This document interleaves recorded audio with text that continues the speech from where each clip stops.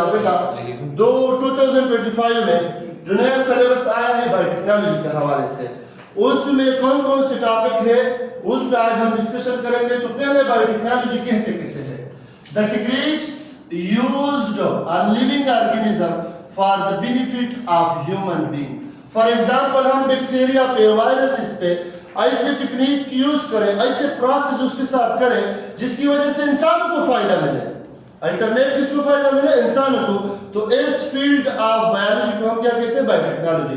जिस तरह हमने बीमारियों के खिलाफ वैक्सीनेशन की, वैक्सीन बनाए, हाँ, जिस तरह हम अल्कोहल इंडस्ट्री में अल्कोहल बनाते हैं, जिस तरह हम योगर्ट बनाते हैं, ये सारा विद द हेल्प ऑफ हम क्या करते हैं? बायोटेक्नोलॉजी। अब इस बायोटेक्नोलॉजी में कौन से स्पेसिफिक टॉपिक है वो हम पढ़ेंगे जो ईटा में इंक्लूडेड है। इसमें सबसे पहला टॉपिक है बेटा वैक्सीन। क्या? वैक्सीन। ये वैक्सीन वर्ड डिराइव हुआ है वेक्का से, जिसका मतलब है काउ पास।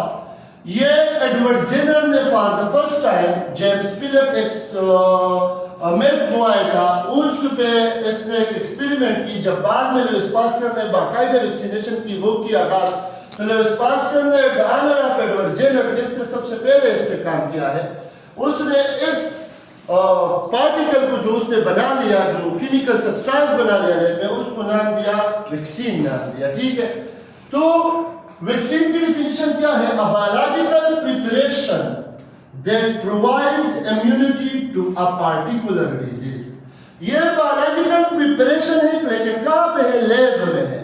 ये हम लैब में तैयार करते हैं फॉरवर्ड पर्पस, उस पर्पस के लिए जिसकी मदद से हम अपने इम्यून सिस्टम को क्या करते हैं? मोटिवेट करते हैं, स्टिमुलेट करते हैं, ताकि अगेंस्ट स्पेसिफिक वायरस पर वो क्या करे? एक्शन करे। अब बेटा वैक्सीन स्टिमुलेट करता है किसको? इम्यून सिस्टम को। इसका काम क्या है? Stimulate immune system.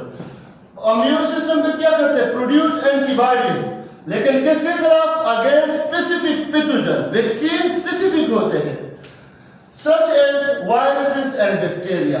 उस स्पेसिफिक वायरस और बैक्टीरिया के खिलाफ क्या प्रोड्यूस करेंगे? एंटीबॉडीज। अब ये वैक्सीन एडमिनिस्ट्रेशन टू बॉडी, और वैक्सीन के एडमिनिस्ट्रेशन की वजह से जो बॉडी में हम एडमिनिस्ट्रेट करते हैं specific pathogen, against specific disease, तो इस फिनोमेना को कहते हैं इम्यूनाइजेशन। क्या कहते हैं? इम्यूनाइजेशन, कि हमने अपने आप को इम्यूनाइज की with the help of vaccination. Orally भी हम लेते हैं इसको, इंजेक्शन की सूरत में भी। ओरली जिस तरह पोलियो इंजेक्शन की सूरत में, जिस तरह टीटी इंजेक्शन है, टेटेनस टॉक्साइड वैक्सीन है अगेंस्ट टेटेनस, और इसी तरह कोरोना के लिए जो या इन्फ्लुएंजा के लिए हम जो एक साल में वैक्सीनेशन करते हैं, वो इंजेक्शन की सूरत में आते हैं। अब मोड ऑफ एक्शन क्या है बेटा? या तो हम इंजेक्ट करते हैं या ड्रॉप्स, ओरल ड्रॉप्स की सूरत में। वीक, डेड या पार्ट एंटीजन हार्मलेस, इसको हम वैक्सीन बना लेते हैं लैब में, वायरस के पार्ट्स ले लेते हैं, और फिर ये जब बॉडी में एंटर हो जाते हैं तो ट्रेन और इम्यून सिस्टम, क्यों? ये इम्यून सिस्टम के ट्रेनर है। ये इम्यून सिस्टम को बताते हैं कि फ्यूचर में आपके पीछे इस तरह के ओरिजिनल वायरस अटैक कर सकते हैं, तो आपने उसके साथ किस तरह लड़ना है। तो vaccine are the good master of our immune system. ठीक है, रिकॉग्नाइज द एंटीजन, इसका काम क्या है? फिर ये रिकॉग्नाइज करते हैं एंटीजन को, प्रोड्यूस एंटीबॉडी, और साथ में क्या प्रोड्यूस करते हैं? मेमोरी सेल प्रोड्यूस करते हैं। और वो मेमोरी सेल क्या करते हैं? Remember the germ. ये उस जरासीम को याद रखते हैं, उसके स्ट्रक्चर को, कि खुदा ना करे 5 महीने बाद, 3 महीने बाद, 1 साल बाद, 1 दिन बाद ये वायरस आ जाए तो उसके साथ किस तरह जंग करनी है। इफ ओरिजिनल या real virus attack on body, the body recognize and kill them before it made him kill ill. अब अगर ओरिजिनल वायरस आ जाए तो हमारे इम्यून सिस्टम में इतनी ताकत, इतनी इम्यूनाइज हुआ होता है कि वो हमें बीमार होने से पहले हम उसको खत्म कर सकते हैं, उस ओरिजिनल वायरस को। क्यों?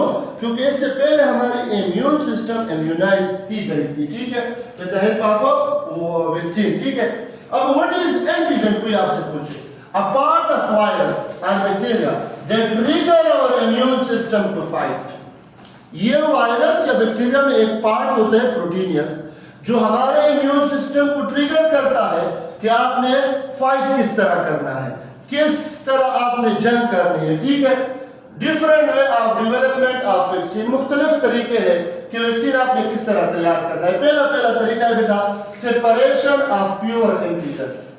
प्योर एंटीजन का मतलब है वायरस में वो एंटीजन जो नुकसान देता है, जिसकी वजह से उसकी पहचान होती है, using a specific monoclonal antibody eg hepatitis B. Hepatitis B के लिए बेटा हम क्या करते हैं, फॉर एग्जांपल एक मिक्सचर है उसमें हेपेटाइटिस बी है, हम उसके एंटीजन को हम किस तरह आइडेंटिफाई करेंगे, सेपरेट करेंगे। इसके लिए बेटा हम मोनोक्लोनल एंटीबॉडीज तैयार करते हैं। हमारी जो एंटीबॉडी है वो पॉलीक्लोनल है, हर एक जरासीम के खिलाफ जंग कर सकती है, लेकिन मोनोक्लोनल एंटीबॉडी हम लैब में तैयार करते हैं। कहाँ पे तैयार करते हैं? लैब में, और एक स्पेसिफिक वायरस या बैक्टीरिया के खिलाफ जंग करते हैं। तो इस मोनोक्लोनल एंटीबॉडी के जरिए हम क्या कर सकते हैं, उस एंटीजन को सेपरेट कर सकते हैं। फिर जब उसको सेपरेट करें, उस एंटीजन को सेपरेट कर सकते हैं, फिर उसकी मिनी कॉपी बना सकते हैं। Second, synthesis of N antigen with the help of clone gene. जो जीन वो एंटीजन प्रोड्यूस करते हैं उसकी हम क्या करते हैं, क्लोनिंग करते हैं। और क्लोनिंग किस तरह करते हैं, इसको इंसर्ट करते हैं ईस्ट में। अब वो जीन जितना बढ़ेगा वो उतना एंटीजन ज्यादा बनाएंगे, उस एंटीजन को फिर हम जुदा करते हैं और लैब में ले जाते हैं और उससे क्या बना लेते हैं, वैक्सीन बना लेते हैं। ये भी हेपेटाइटिस बी के लिए कर सकते हैं। जीन आइडेंटिफिकेशन, अब इनके लिए, इसके लिए सबसे पहला जरूरी काम क्या है कि हमें जीन का पता हो कि कौन सा जीन हेपेटाइटिस बी के लिए एंटीजन बनाता है। जब जीन का आइडेंटिफिकेशन हो जाए फिर उसके बाद हम क्लोनिंग ऑफ जीन करते हैं और उस जीन को हम इंसर्ट करते हैं बैक्टीरिया में या ईस्ट में। बैक्टीरिया और ईस्ट जल्दी जल्दी रिप्रोडक्शन करते हैं, तो हमारे लिए मिनी कॉपीज ऑफ जीन बना लेंगे। फिर एंटीजन लार्ज अमाउंट में ये क्लोन जीन प्रोड्यूस करेंगे और उस एंटीजन को हम प्यूरिफाई करते हैं और यूज टू मेक वैक्सीन, उससे हम वैक्सीन बना लेते हैं और यूज करते हैं। Synthesis of peptide to be used as vaccine. बेटा ये पेप्टाइड्स क्या है, स्मॉल पीसेस ऑफ प्रोटीन है। हम ये क्या करते हैं, इससे वैक्सीन बना लेते हैं और फिर इसको हम क्या करते हैं, यूज करते हैं as a vaccine. Synthetic peptide experimentally base पे एचआईवी के लिए भी यूज हुए हैं, एक्सपेरिमेंटली बेस पे ये पेप्टाइड्स वैक्सीन और कैंसर के लिए भी। टाइप्स ऑफ वैक्सीन में hepatitis B recombinant DNA technology की मदद से बेटा हम बनाते हैं। एचपीवी ह्यूमन पेपिलोमा वायरस, इसकी जीन हम इंसर्ट करते हैं इंसेक्ट में। जब इंसेक्ट लार्ज सरफेस प्रोटीन इसके बना लेते हैं तो उन प्रोटीन से वैक्सीन बना लेते हैं और ये सर्विकल और अदर कैंसर क्या करते हैं, प्रिवेंट करते हैं ये वैक्सीन। इस वजह से इसको कहते हैं human papilloma virus.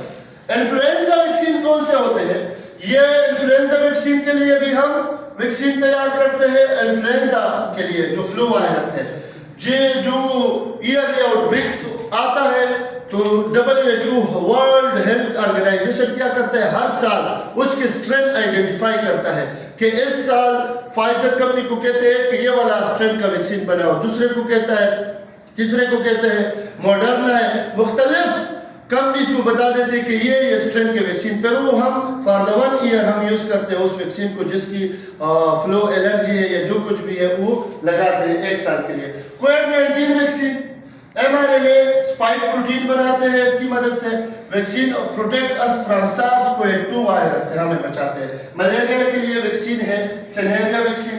Rotavirus vaccine live attenuated rotavirus strain है, protect children from severe diarrhoea, rotavirus vaccine हमें सीवियर डायरिया से बच्चों को बचाते हैं। तो इंशाल्लाह नेक्स्ट जो मोनोक्लोनल एंटीबॉडीज की हाइब्रिडियोमा किस तरह प्रोडक्शन इसकी होती है, नेक्स्ट टॉपिक में इंशाल्लाह हम वो पढ़ेंगे।